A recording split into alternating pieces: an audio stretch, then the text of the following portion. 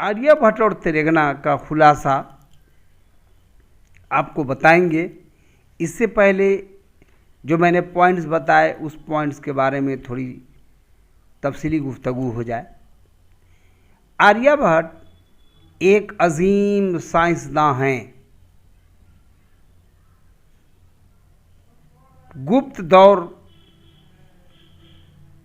यानी एक राजा थे चंद्रगुप्त, उनके दौर को, उनके ज़माने को, उनके काल को गुप्त दौर कहा जाता है। गुप्त दौर को सुनहरा दौर माना जाता है। इस तरह उसी गुप्त दौर में आर्यभट्ट थे। आर्यभट्ट का ज़माना और चंद्रगुप्त का ज़माना ये एक ही ज़माना है। आर्यभट्ट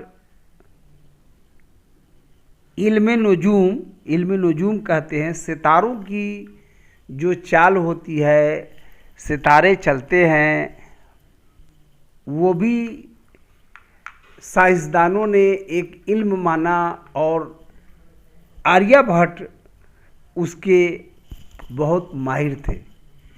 नजूम कहते हैं सितारों को, यानी सितारों के इल्म का आर्यभट्ट बहुत माहिर थे। इस तरह अलजब्र, इल्मुल जब्र, इल्म रियाजी यानी मैथमेटिक्स और सितारों के इल्म के आर्यभट्ट माहिर थे। इस तरह आप तीन चीज़ के माहिर थे, माहिर इल्म नजूम, इल्म रियाजी, इल्मुल जब्र। पाइथागोरस भी एक साइंसदान थे, वो माहिर इल्म रियाजी थे।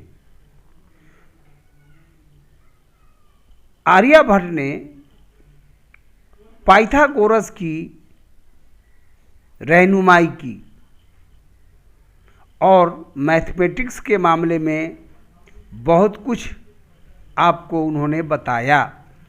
इसके खोज और ईजाद में आर्यभट्ट ने भी इनको रास्ता दिखाया है। आर्यभट्ट पटना के पश्चिम और दक्षिण में खगोल है एक जगह, उसी खगोल को माना जाता है कि आर्यभट्ट पैदा हुए। लेकिन पूरे यकीन के साथ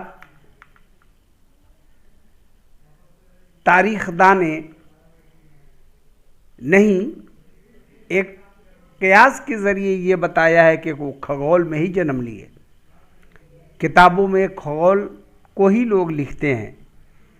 खगोल का मानी भी होता है इल्म नजूम। खगोल का मानी इल्म नजूम होता है। ईसवी साल से अगर देखा जाए तो आर्यभट्ट की जो पैदाइश हुई वो 476 ईस्वी में, और वो इस दुनिया से कूच कर गए 564 ईस्वी में। इस तरह कुल मिला के देखिए तो 88 साल की उम्र थी। 88 साल में ही आर्यभट्ट इस दुनिया से चल बसे। त्रिगना पटना से 30 किलोमीटर दक्षिण है और त्रिगना मसूरी सब डिवीज़न में है। मसूरी सब डिवीज़न वो इलाका त्रिगना का ही है और सब डिवीज़न उसका मसूरी है। आर्यभट्ट ने त्रिगना में 60 फीट ऊंचा टीला तैयार कराया था और उसी टीला पर जा कर के आप जो कुछ खोजना था, इल्म को लिखना था, जानना था, आप वहाँ ये करते थे। जहाँ त्रिगना में वो टीला था वहाँ से आसमान बिल्कुल साफ दिखाई देता है और सितारों को रात के आलम में देखने में वहाँ जितना साफ शफाफ आसमान क्लियर दिखाई देता है और दूसरी जगह नहीं दिखाई देता है। इसलिए आर्यभट्ट ने अपना तजर्बागाह त्रिगना में ही बनाया था। तेलंगाना का जो इलाका है और ये जो जगह है, ये पुनपुन नदी और सोन नदी, ये दोनों के बीच का जो इलाका है वो तेलंगाना का इलाका माना जाता है।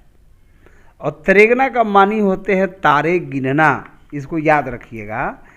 सवाल में ये सब इम्पोर्टेंट सवाल है, इसमें जो भी पॉइंट आपको बनाया है ये इम्पोर्टेंट सवाल है, बोर्ड में इसमें से आपको सवाल आएगा ही।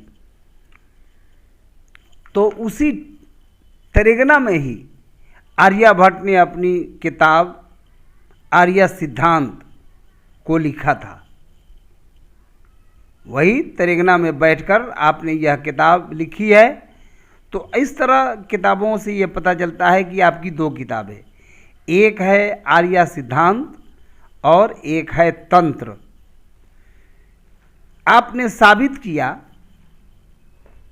कि ज़मीन गोल है, सूरज की गर्दिश करती है और अपने महवर पर घूमती है। महवर को हिंदी में कहते हैं धुरी। अपने धुरी पर ज़मीन जो है घूमती रहती है। और एक आपकी इजाद है, आपने एक खोज किया है डिसमल का। डिसमल सिस्टम आपकी ही खोज है। इसको हम उर्दू में इशारिया कहते हैं और हिंदी में दशमलव कहते हैं। और ये भी आप जानें कि 21वीं सदी का सबसे बड़ा सूरज ग्रहण 22 जुलाई 2009 को पेश आया। अब इसके लिए दुनिया को फिर 123 सालों का इंतज़ार करना पड़ेगा। 123 साल बाद फिर उस तरह का सूरज ग्रहण दिखाई देगा। नासा के एक साइंसदान का नाम आपकी किताब में है, जे एंडरसन। तो ये इस किताब के पॉइंट्स हुए, लेकिन मुख्तसर तौर पर इसका खुलासा भी मैं आप लोगों को बता देना चाहता हूँ। मैं लिख भी दिया है, आप इसको पढ़ेंगे भी और जब जब जी चाहे तब तब पढ़ेंगे। जितनी बार पढ़ेंगे, पूरा मजमून पढ़ने के लिए आपको ज़्यादा वक्त की ज़रूरत है और इसको पढ़ने के लिए बहुत कम वक्त लगेगा। और आप इसको पढ़ करके और इसके मुतालिक, इस मजमून के मुतालिक आप जानने की कोशिश करें। तो खुलासा मुलाजा फरमाइए। हिंदुस्तान के कदीम तारीख़ में गुप्त अहद को सुनहरा दौर माना जाता है। इस दौर के हुक्मरां न सिर्फ यह कि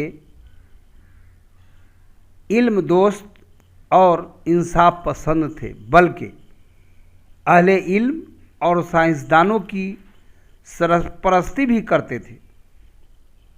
आर्यभट्ट जैसे साइंसदानों का ताल्लुक़ गुप्त दौर से ही था। आर्यभट्ट की पैदाइश बिहार में हुई। वह माहिर इल्म नजूम, रियाजी और माहिर इल्मुल जबर थे। बल्कि आर्यभट्ट ने मशहूर माहिर इल्म रियाजी पाइथागोरस की रहनुमाई भी किया था। आज से 1500 साल कबल